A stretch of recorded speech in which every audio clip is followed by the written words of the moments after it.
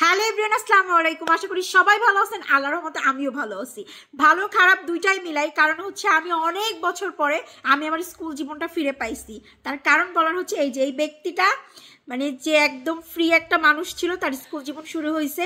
এখন তার সাথে সাথে আমারও শুরু হয়েছে। আমি সকাল 6টায় উঠি এবং 6টায় উঠে 8টার ভিতরে ওনার স্কুলে আমার থাকা লাগে। ওকে রেডি করা, ওর টিফিন করা, মানে প্রত্যেকটা সপ্তাহে এত ব্যস্ত থাকি বলার বাইরে। যাই হোক, আজকে ফ্রাইডে খুবই স্পেশাল একটা দিন এবং তারও খুব স্পেশাল দিন। সো ভাবছিলাম আজকে একটা লম্বা আকারের একটা ঘুম দিব, কিন্তু সেটা আমার কপালে এখন আর আগের মতো নাই। সে আমাকে বলছে যে তুমি প্রত্যেক ফ্রাইডেতে আমার জন্য স্পেশাল স্পেশাল ডিশ তৈরি করবা, আমি খাবো। কারণ তার আবদার এখন রাখতে হবে। সে যেহেতু এখন স্কুলে কন্টিনিউ যাচ্ছে এবং স্কুল জীবনটা অনেক বেশি উপভোগ করতেছে, সো তাকে হ্যাপি রাখলে সে কন্টিনিউ ক্লাসে যাবে। এই জিনিসটা আমি খুব ভালো করে বুঝি, কারণ বাচ্চাদের যত বেশি খুশি রাখা যায় এই টাইমটাই। সো আজকে ফ্রাইডেতে সে আমার কাছে আবদার করছে পোলাও খাবে, চিংড়ির দো পেঁয়াজা করতে বলছে, আর হচ্ছে বিফ কারি করতে বলছে। তাই ভাবলাম আপনাদের সাথে শেয়ার করে ফেলি। আমার ব্যস্ততা জীবন এত বাড়ছে যে আমি কন্টিনিউ আপনাদেরকে 4 মিনিটের ব্লগ দিতে পারতেছি না, ট্যুরের ভিডিও দিতে পারতেছি না। ভিতরে অনেক কিছু খারাপ লাগা কাজ করতেছে যে শেয়ার করতে পারতেছি না, বাট কিচ্ছু করার নেই। সব দোষ, টু বি অনেস্ট, এই বেবিটার। তোমার দোষ না? যাই হোক, চলেন চলে যাই এখন রান্নাতে। চলে আসছি কিচেনে। আসার পরপরই সাদা তেল দিয়ে দিলাম। তেলটা গরম হয়ে আসছে। আর আজকে গরুর মাংসটা একটু অন্যভাবে রান্না করব। সবসময় মাখায় চুকায় বসাই দিই, বাট আজকে কষায় রান্না করব। এখানে প্রায় 8টা পেঁয়াজ আছে, বড় বড় সাইজের।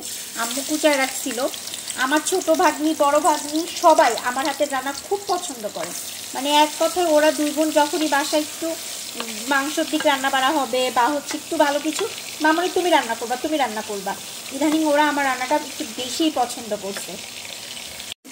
পেঁয়াজগুলো ভাজতে ভাজতে এখানে আমি আস্ত মশলাগুলো দিয়ে দিব। দারচিনি, তেজপাতা, এলাচ আর 2-3 টুকরা লবঙ্গ আছে। আর এটা হচ্ছে কিছুটা শুকনা মরিচ, 4 পিস আছে এখানে। একদম মিষ্টি মরিচ, এটা হচ্ছে মিষ্টি একদম ঝাল ছাড়া, যেটা ফ্লাপি মানে একদম ফুলা ফুলা ওইটা আর কি। এটা দিলে একটু ভালো লাগে, টেস্ট আসে, এই জন্য দিয়া। এটাকে সুন্দর করে একসাথে অ্যাডজাস্ট করে ভেজে নিব। পেঁয়াজটা একদম বাদামি কালার করে নিব, একেবারে বাদামি কালার করে নিব। এইভাবে বিফ রান্না করলে অনেক টেস্ট লাগে। বিফ আসলে অনেক রকমভাবেই রান্না করা যায়, তার মধ্যে এই কষানো বিফটাও কিন্তু অনেক বেশি মজা লাগে। আমার পেঁয়াজগুলো ভাজা কমপ্লিট হয়ে গেছে। যেহেতু নতুন পেঁয়াজ তো ভালো করে কালারটা বোঝা যাচ্ছে না। এখন দিয়ে দিব হচ্ছে আমি মশলা পেস্ট। এখানে আদা বাটা, রসুন বাটা এবং জিরে বাটা আছে। পেস্টটা দিয়ে দিচ্ছি। আদা, রসুন এবং হচ্ছে জিরা পেস্ট করাটা বেশ কিছুখানি নাড়াচাড়া করে কষাই দিব আর কি ভালো করে। এখন দিয়ে দিব হচ্ছে মরিচের গুঁড়া। আমাদের যেহেতু নিজস্বভাবে বাড়িতে ভাঙায় আমরা মরিচ কিনে বারবারই বলছি, তো সেই ক্ষেত্রে আমাদের মরিচের গুঁড়াতে প্রচুর পরিমাণে স্পাইসি, এই জন্য 2 চামচ দিব। এখন দিয়ে দিচ্ছি 1 চামচ ধনিয়ার গুঁড়া। ধনিয়ার গুঁড়া 1 চামচই এনাফ, বেশি দেওয়া লাগবে না। এবার দিয়ে দিব হলুদের গুঁড়াটা। হলুদের গুঁড়াটাও আমাদের বাসায় ভাঙানো, এই জন্য অল্পই দিলাম। লবণ দিয়ে দেবো স্বাদ অনুযায়ী। 2 চামচ লবণ দিব, কারণ আমি জানি 2 চামচ দিলে পারফেক্টলি হয়ে যাবে। এখন এই মশলাগুলো ভালো করে মিক্সড করে বেশ কিছুক্ষণ কষিয়ে নিব। 4 থেকে 5 মিনিট খুব ভালো করে কষাবো এবং মশলার উপর দিয়ে যখন তেলগুলো ছাড়বে তখন আমি মাংসগুলো দিয়ে দিব। আমার মশলাগুলো এত ভালো করে কষানো হয়েছে বলার বাইরে, খুব সুন্দর একটা স্মেলও আসতেছে এবং এই যে উপর দিয়ে তেলটাও একদম উঠে উঠে আসছে। এখন এই পর্যায়ে আমি দিয়ে দিব হচ্ছে মাংসগুলা। 1.5 কেজি মাংস আছে, দিয়ে দিলাম। ভালো করে এখন নাড়াচাড়া করে কষিয়ে নিব। এই পর্যায়ে মাংসটা কষাতে কষাতে আমি আমার চিংড়ির দো পেঁয়াজাটা বসিয়ে দিব। আমি মাংসটা খুব ভালো করে মিক্সড করে ফেলছি নাড়াচাড়া করে আর কি, এবং এখন আমি ঢেকে দিব ঠিক স্রেফ 20 মিনিটের জন্য। আর এই 20 মিনিটের ভিতরে আমি কমপ্লিট করে ফেলবো আমার চিংড়ির দো পেঁয়াজা রান্নাটা। যেহেতু চিংড়ি মাছের দো পেঁয়াজা করবো, তার জন্য আমার পেঁয়াজের পরিমাণটা বেশি লাগবে এবং আমি কাঁচামরিচ দিয়ে করবো। আর সাথে থাকতেছে অল্প পরিমাণের আদা, রসুন, জিরে পেস্ট। আর এই হচ্ছে চিংড়ির দো পেঁয়াজা করার জন্য চিংড়ি মাছ। বড় চিংড়িতেও করা যায়, এই সাইজের চিংড়িটা নিলে সব থেকে বেশি বেস্ট হয় এবং টেস্টটা বেশি লাগে আমার কাছে বড় চিংড়ির থেকে। আমি ফ্রাই প্যানের পরিমাণ মতন সাদা তেল ঢেলে দিয়েছি, বা সয়াবিন তেল যেটা বলেন। তেল অলমোস্ট গরম হয়ে গেছে, কারণ ফ্রাই প্যান অনেক গরম করে দেন হচ্ছে তেলটা দিই। এবার দিয়ে দেবো হচ্ছে পেঁয়াজটা। আমার পেঁয়াজের পরিমাণ কিন্তু অনেক বেশি ছিল, প্রায় 10টা মতো পেঁয়াজ দিছি আমি। পেঁয়াজ দেওয়ার পরপরে আমি একসাথে কাঁচামরিচও দিয়ে দেবো। চিংড়ির দো পেঁয়াজা এক একজন হয়তো বা এক একভাবে করে, কিন্তু আমি একটু অন্যরকম করে করি, আর এইভাবে করলে সব থেকে বেশি মজা লাগে আমার কাছে। আমি এই যে পেঁয়াজটাও ব্রেস্তা করিনি এবং হচ্ছে মরিচটাও আমার ভাজা হয় নাই, এই পর্যায়ে আমি দিয়ে দিব হচ্ছে চিংড়ি মাছগুলো সম্পূর্ণ, কারণ আমি পেঁয়াজ, কাঁচামরিচ আর চিংড়ি মাছ একসাথেই আমি রান্না করে ফেলবো। ফার্স্টে দিয়ে দিচ্ছি হচ্ছে লবণ, আমি লবণটা হাফ চামচ দিলাম, কারণ চিংড়ি মাছ অল্প তো হয়তো বা কমে যাবে, লবণটা লাগলে আসলে পরে দেওয়া যায়, বাট বেশি হয়ে গেলে সেটা খাইতে টেস্ট লাগে না। এখন দিয়ে দিচ্ছি হলুদের গুঁড়া, তারপরে দিয়ে দিব হচ্ছে এই যে আদা রসুন আর জিরে পেস্টটা, বলছিলাম যে আমি বেশি পরিমাণে দিব না, মশলা অল্পই দিয়া।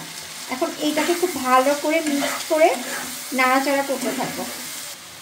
এখন একসাথে পেঁয়াজ, কাঁচামরিচ, চিংড়িটা খুব ভালো করে একসাথে কিন্তু মিক্সড করে করে বেশ একদম মিডিয়াম লো আওয়াজ মানে চুলার আঁচটা রেখে এভাবে একসাথে ভাজতে হবে, আর নাড়তে নাড়তে আস্তে আস্তে নাড়তে হবে আর ভাজতে হবে। এখন আমি ঢাকনাটা উঠাই নিলাম, উঠাই নেওয়ার পরে মাংস যে দিছি, মাংস থেকে এক্সট্রা অনেক পানি বের হয়েছে, এই পানি দিয়ে একদম গরুর মাংসটা কষানো কমপ্লিট হয়ে যাবে। এত সুন্দর একটা কালার আসছে। এই পর্যায়ে আমি আরেকটু নাড়াচাড়া করে এখন ঢেকে দিচ্ছি 5 থেকে 7 মিনিটের জন্য।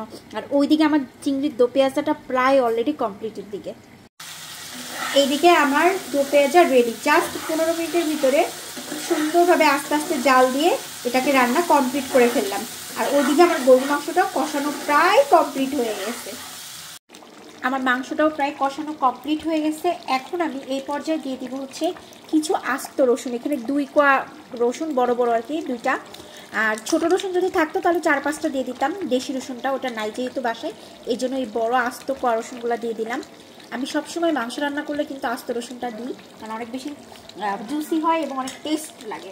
তারপরে দিয়ে দেবো হচ্ছে আলু, আর গরুর মাংসে আলু না দিলে আবার বড় ভাগ্নি অনেক বেশি মাইন্ড করবে, আর ছোটোটা তো খাওয়া দাওয়াই করবে না, কারণ হচ্ছে মাংসেতে আলু থাকাই লাগবে, মাস্ট বি। কিন্তু আমার দিক থেকে না হলেও ভালো, হলেও ভালো, মানে আসে না যে ওকে ওকে টাইপের, আমার বিষয়টা হচ্ছে এরকম। এখন আলু আর রসুনটাকে ভালো করে এই মাংসের সাথে মিক্সড করে ঢেকে দিব আরও 20 মিনিটের জন্য। ওইদিকে আমার দো পেঁয়াজা করা শেষ চিংড়ি মাছের, আর প্লাস হচ্ছে গরুর মাংস 10 মিনিট হলে কমপ্লিট হয়ে যাবে। আর এইদিকে আমি এখন পোলাওটা বসাই দিব। যাই হোক, তো এখানে হচ্ছে আমি পেঁয়াজটা ব্রেস্তা করব, আর একদম সিম্পলভাবে রান্না করব। ভাই আমার পোলাও ওই যে বিভিন্ন ধরনের দেয় না, সেন্ট ইউজ করে, ওইগুলো আমার ভালো লাগে না, ফ্লেভার আর কি, তার জন্য আমি একদম সিম্পলভাবেই পছন্দ করি। আর এখানে দিয়ে দেবো হচ্ছে তেজপাতা, দারচিনি আর হচ্ছে 2টা এলাচ। আমি এইগুলোও পছন্দ করি না, শুধু পেঁয়াজ পছন্দ করি, বাট আজকে দিলাম, একটু ভিডিও বানাবো তো এর জন্য আপনাদের সাথে শেয়ার করলাম। যাই হোক, আমার কাছে সিম্পল পোলাওটাই সবসময় ভালো লাগে। আমার পেঁয়াজের ব্রেস্টটা কিন্তু কমপ্লিট, আর বাদ বাকি যেগুলো দেখতেছেন এটা নতুন পেঁয়াজ তো হচ্ছে না, আমি এর ভিতরেই চাউলগুলো সব ঢেলে দিব। আমি 1 কেজি চালের পোলাও রান্না করতেছি। এখন দিয়ে দিব হচ্ছে এই যে উঁচা উঁচা 1 চামচ লবণ আর কি। এখন এটাকে ভালো করে মিক্স করে হালকা হালকা আজে আমি বেশ কিছুক্ষণ পোলাওটা ভেজে নিব।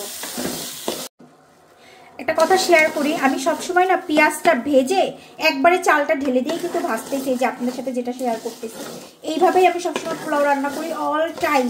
কিন্তু অনেকে আছে হচ্ছে পেঁয়াজটা ব্রেস্তা করে উঠায় পরে হচ্ছে উপর দিয়ে দেয়, বাট আমি আসলে ওইভাবে দিই না। যদি বাসায় কোনো গেস্ট আসে তখন একটু অন্যভাবে রান্না করি, বাট যখন কন্টিনিউ খাওয়া দাওয়া করি বাসায় এইভাবে পোলাওটাই আমি রান্না করি। আমার কাছে মনে হয় শর্ট ওয়েতে তাড়াতাড়ি খুব সুন্দর একটা রান্না কমপ্লিট হয়ে যায়। আমার চাল ভাজা কমপ্লিট। এখন দিয়ে দিচ্ছি গরম পানি, একদম ফুটান্ত।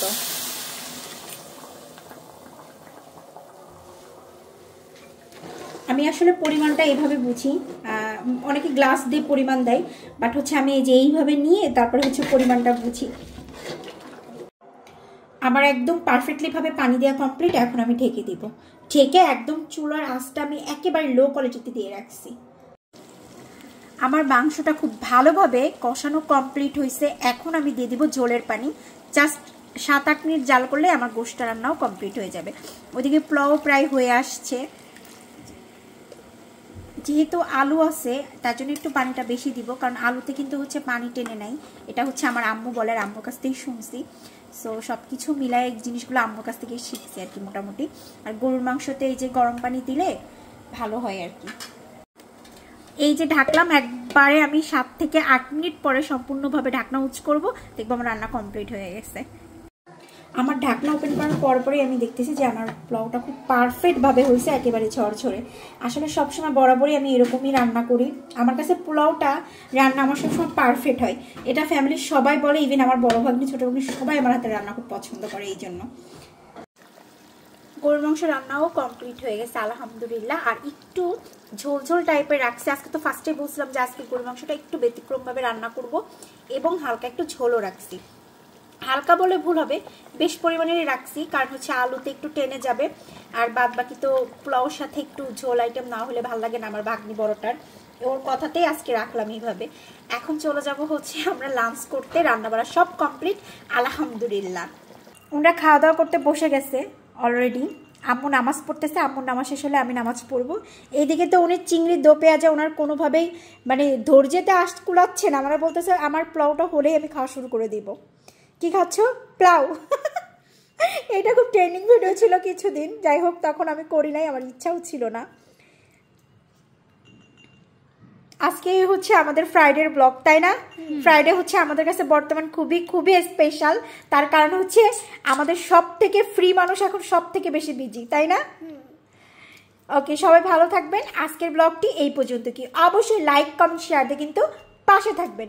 আল্লাহ হাফেজ এভরিওয়ান।